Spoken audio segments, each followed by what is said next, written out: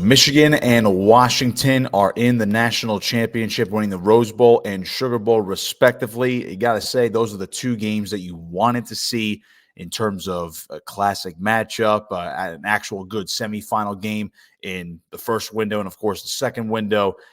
Now, going in, maybe the consensus was, well, Michigan played the softer schedule.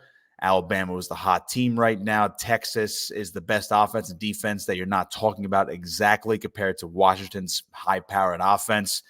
Many might have considered Alabama and Texas your de facto college football playoff national championship matchup. But, going into that game, I've been one that's very, very high on Michigan all season long. In fact, they were my preseason pick to win the national title. So I couldn't back off that at all. So my first instant takeaway from this game, from these games, I should say, going into this national championship, Michigan's still the best team in college football. Now, Washington did a phenomenal job on offense. The game manager at the end is beside the point, though. When you talk about Texas nearly pulling off a miraculous comeback and having to come down to the final play with 1 second left. But Michigan, the way they control the line of scrimmage on offense and defense, when the run game controls that, they're able to limit Jalen Milroe of Alabama to virtually nothing, what he's been like over the past 6-7 games, basically the second half of the season. And again, what we saw against Georgia in the SEC championship game, Jalen Milroe was nearly unbeatable. And of course, he had that miracle throw against Auburn in the Iron Bowl as well. And the way Michigan kind of took him out of the game, and of course, coming down to that overtime stop on 4th and goal, where they basically forced him into that quarterback design run rather than a swing pass. I know that's been broken down multiple times since the Rose Bowl ended on Monday night. But I think Michigan, the way they controlled that game, that was my first takeaway from the Rose Bowl, was that this is who they are the entire time. This is who they've been the entire season, where they dominate both ends of the line of scrimmage. J.J. McCarthy does not have to play hero ball. He made timely throws when he had to. Blake Corum is one of the best running backs in college football, and this is why he came back. So that to me is why Michigan is still going to win this national championship on Monday in Houston and finish season 15-0. Then future Jim Harbaugh, who knows? But that was my instant takeaway. And as far as Washington is concerned, Michael Penix Jr., I've loved him all season long. I didn't think he was going to win the Heisman.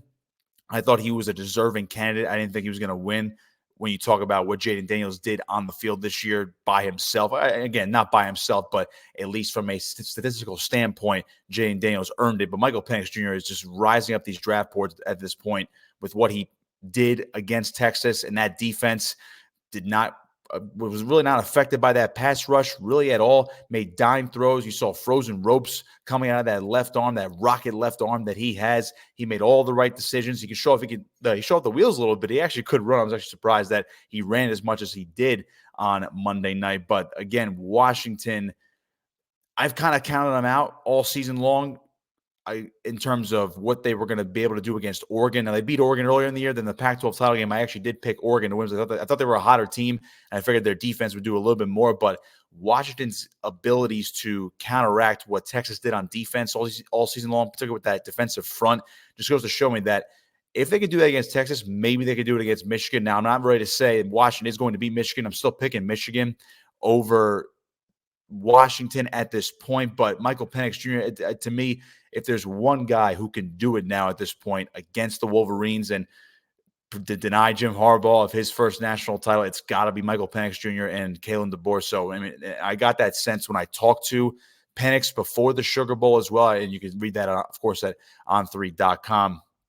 I really thought that he was built for this moment. He proved it. He's proven it time and time again since he came from Indiana.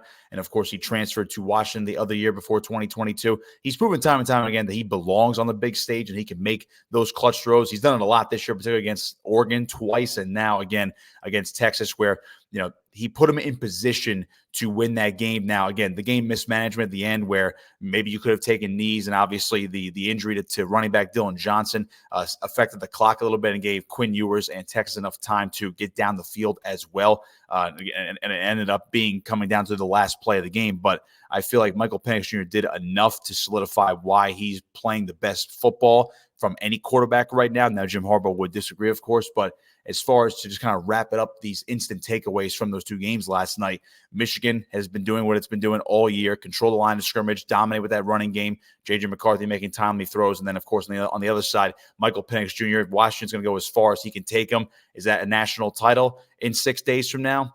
Maybe it is. I'm still going to roll with Michigan right now. Maybe my opinion will change in a few days, but I find it hard to believe right now that Michigan is not going to finish off this dream season 15-0, beat Washington. But I think you're going to see, once again, another tightly contested game. This could go either way. It's a coin flip, but after watching Monday, I'm still going to roll with Michigan. So we'll see. We'll see in 6 days. Obviously, follow me on Twitter, Nick Kosko59, for more content across the On3 platforms. Of course, check out on3.com and, of course, our On3 YouTube page.